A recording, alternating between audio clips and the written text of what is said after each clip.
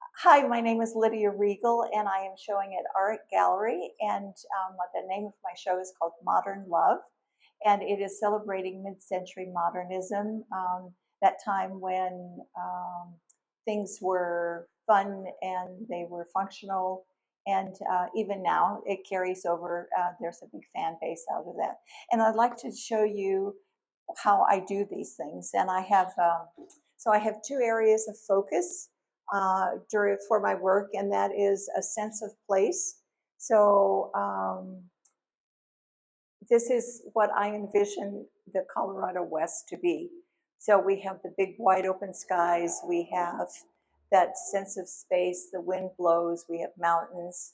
And then I do mid-century modernism, that sort of nod to that, where there are very defined shapes and sort of this quirkiness, the whimsy, the coloration. So I have two areas of interest in my wheelhouse. I'm very much into texture. I'm a printmaker, and I usually do monotypes or monoprints. Sometimes I do solar plate etchings, and I'm going to show you a couple different ways how I achieved some of these things. So we can go to the sense of place first. And what I use is screening. So this is window screening, and why I use that is actually this one here. I will ink it, and I will put different layers of screening on. And when you do that, a lot of times you end up with a really beautiful moire pattern, and sometimes it's like a watermark, sometimes it's like a grid pattern. But this is the screening, a window screening. And then these are Mylar and this is Mylar here. So it's something like this that I cut into shapes. And I have sort of, this is a little bit stronger. But if I want an opaque kind of coloration, this is what I use. And I use Charbonnel ink, which is an oil-based ink. It comes from France. And you use it with wet paper. So I take my paper, I submerge it, I towel dry it, and then I will put my design on a plexiglass plate. So it's like this, and then I put the stencils like this. So then the paper goes on the top, and then so I developed the pattern through here. Everything is inked prior to me doing that. That ink is very unforgiving, so it spreads really easily. It makes a huge mess, and so then you have to clean that up before you print it. But so the paper is wet, and you put it over that, and then you run it through a Takish press, which is, I print with Mark Lunning in Denver, or the Art Students League has a press also that I'm a member of there, and I can do my mid-sized works. So that is what those are the materials that I use. And I'm always trying to not replicate, because monotypes means one of a kind, and that's what I'm after. So it's always is, how can I change this up? How can I show connections in a different way? How can I show a sense of space? This is easier for me because I'm so enamored with the great place that we live. And so these are sort of fun. But then the mid-century modernism has really wonderful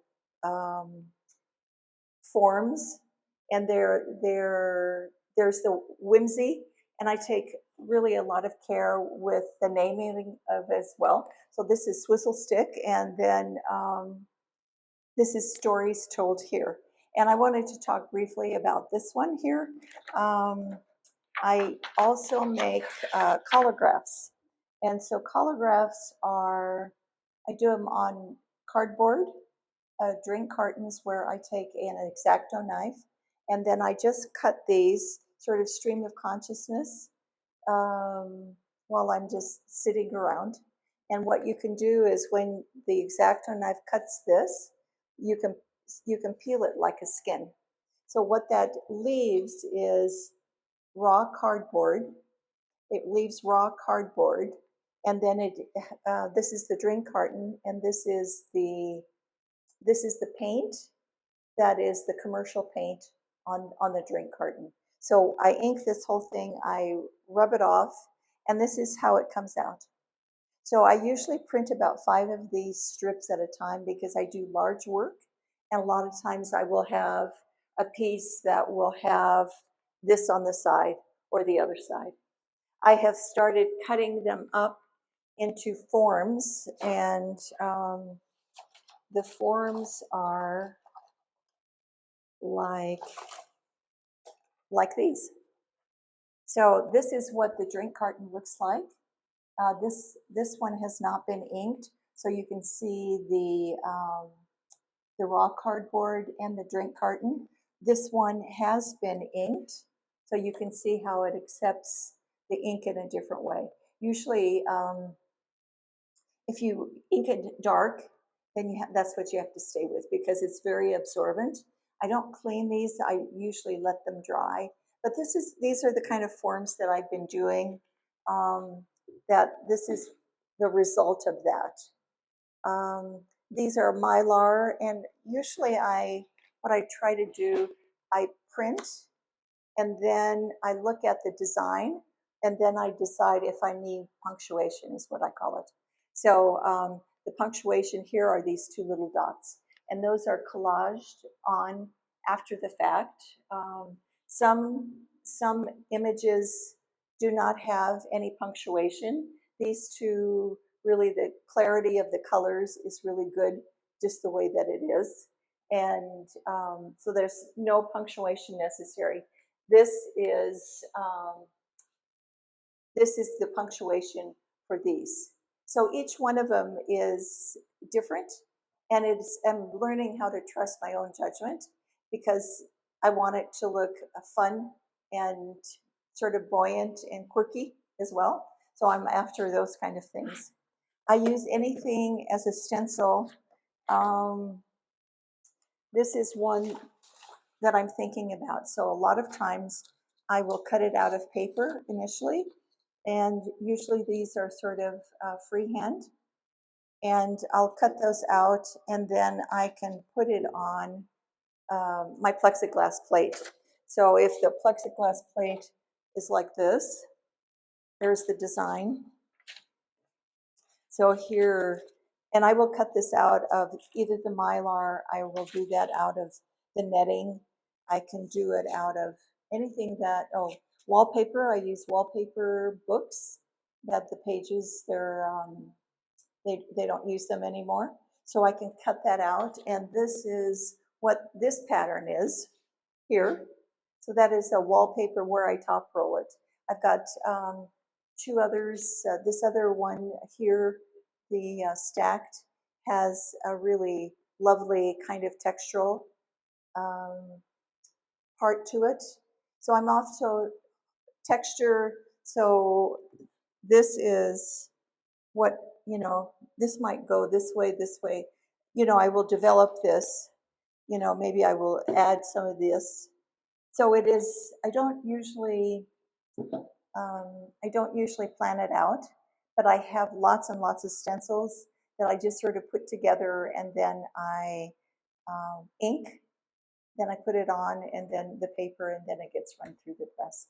Printmaking is really magic, and so here's another method that I use.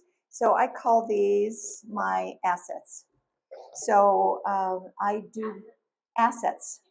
So what I try to do is develop something that I can use. If this is a plate, I try to find a design that I can put on top of that it can move forward.